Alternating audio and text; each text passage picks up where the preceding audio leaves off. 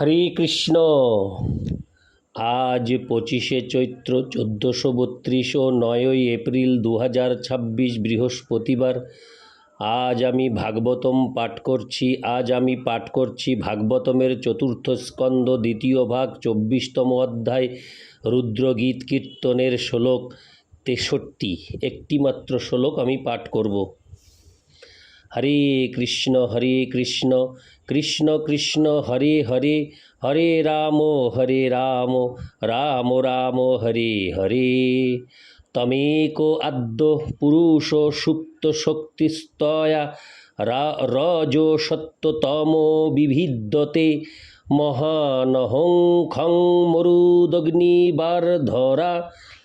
সুরর্ষয় ভূতগণা ইদং যত। অনুবাদ: হে ভগবান, আপনি সর্বকারণের পরম কারণ, একমাত্র পরম পুরুষ। এই জড়জগৎ সৃষ্টির পূর্বে আপনার মায়াশক্তি সুপ্ত অবস্থায় থাকে। যখন আপনার মায়াশক্তি ক্ষোভিত হয় তখন সত্য, রজ, তম এই তিনটি গুণ সক্রিয় হয় এবং তার ফলে মহত্তত্ত্ব, অহংকার, আকাশ, বায়ু, আগুন, জল, মাটি, বিভিন্ন দেবতা ও ঋষিগণ প্রকট হন। এইভাবে জড় জগতের সৃষ্টি হয়। তাৎপর্য: যদি সমগ্র সৃষ্টি এক হয়, অর্থাৎ পরমেশ্বর ভগবান বা বিষ্ণু ব্যতীত আর কিছু না হয়, তাহলে কোনো তত্ত্বজ্ঞানী ব্যক্তিরা এইভাবে জড় সৃষ্টির উপাদানগুলিকে বিভিন্ন ভাগে বিভক্ত করেন, যা এই শ্লোকে করা হয়েছে। পণ্ডিত তত্ত্বজ্ঞানী পুরুষেরা কেন জড়ের সঙ্গে আত্মার পার্থক্য নিরূপণ করেন? এই প্রশ্নগুলির উত্তরে শিব বলেছেন যে আত্মা ও জড় পদার্থ বিভিন্ন দার্শনিকেরা সৃষ্টি করেননি, তা সৃষ্টি করেছেন ভগবান শ্রী বিষ্ণু। সেই সম্বন্ধে এই শ্লোকে বলা হয়েছে, তম একো আদ্য পুরুষ। চেতন ও জড়ের পার্থক্য যদিও ভগবান সৃষ্টি করেছেন, কিন্তু প্রকৃতপক্ষে যে সমস্ত জীব নিরন্তর ভগবানের সেবায় যুক্ত, তাদের কাছে সেই রকম কোনো ভেদ নেই। যারা ভগবানের অনুকরণ করে ভোক্তা হতে চায়, তাদের কাছে কেবল জড় জগতই রয়েছে।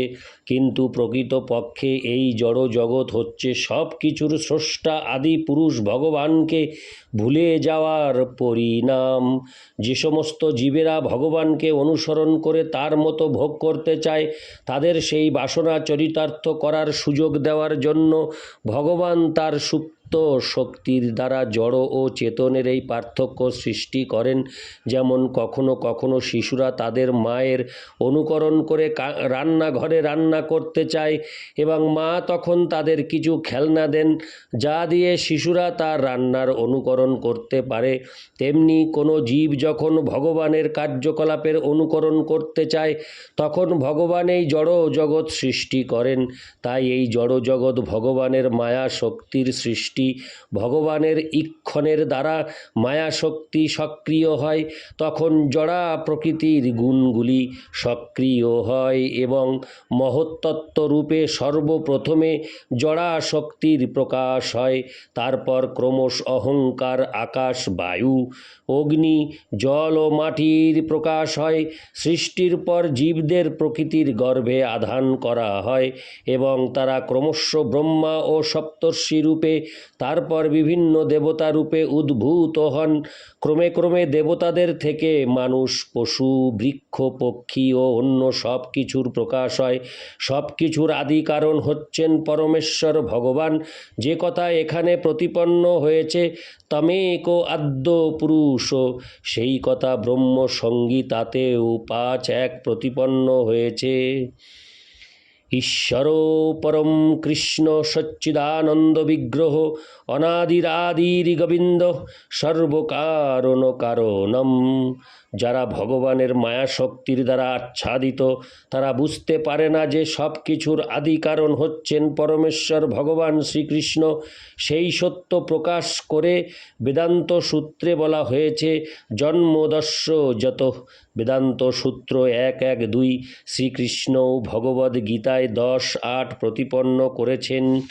অহং সর্বস্ব প্রভব মত্ত সর্বং প্রবর্ততে ইতি মত্তা ভজন্তে মাং বুধা ভাব সমন্বিতা। আমি সমস্ত চেতন ও জড় জগতের উৎস, সব কিছুই আমার থেকে উদ্ভূত হয়, এই তত্ত্ব সম্বন্ধে অবগত জ্ঞানবান ব্যক্তি সর্বান্তকরণে আমার ভজনা করে আমার প্রেমময়ী সেবায় যুক্ত হন। শ্রীকৃষ্ণ যখন বলেন যে তিনি হচ্ছেন সব কিছুর উৎস, অহং সর্বস্ব প্রভব, তার অর্থ হচ্ছে যে তিনি ব্রহ্মা, শিব, পুরুষাবতার, জড় জগৎ এবং এই জড় জগতের সমস্ত জীবদের উৎস। প্রকৃতপক্ষে প্রভব সৃষ্টি শব্দটি কেবল এই জড় জগৎকে ইঙ্গিত করে, কারণ চিৎ জগৎ নিত্য হওয়ার ফলে তার সৃষ্টির কোনো প্রশ্ন ওঠে না। শ্রীমদ্ ভাগবতের চতুশ্লোকীতে ভগবান বলেছেন, অহম এবাসম এবাগ্রে, আমি সৃষ্টির পূর্বে ছিলাম। শ্রীমদ্ ভাগবত 2:9-33 বেদেও বলা হয়েছে, একো নারায়ণ আসিত, সৃষ্টির পূর্বে কেবল নারায়ণ ছিলেন। সেই কথা শঙ্করাচার্যও প্রতিপন্ন করেছেন। নারায়ণ পরহ বক্তাৎ, নারায়ণ সৃষ্টির অতীত। গীতা ভাষ্য, যেহেতু নারায়ণের সমস্ত কার্যকলাপ চিন্ময়, তাই নারায়ণ যখন বলেন সৃষ্টি হোক, তখন সেই সৃষ্টি সর্বতোভাবে চিন্ময়। জড়ের অস্তিত্ব কেবল তাদেরই জন্য যারা ভুলে গেছে যে নারায়ণ হচ্ছেন সর্বকারণের আদি কারণ। ইতি শ্লোক 63। হরে কৃষ্ণ কৃষ্ণ কৃষ্ণ হরে হরে, হরে রাম রাম রাম হরে হরে। হরে কৃষ্ণ।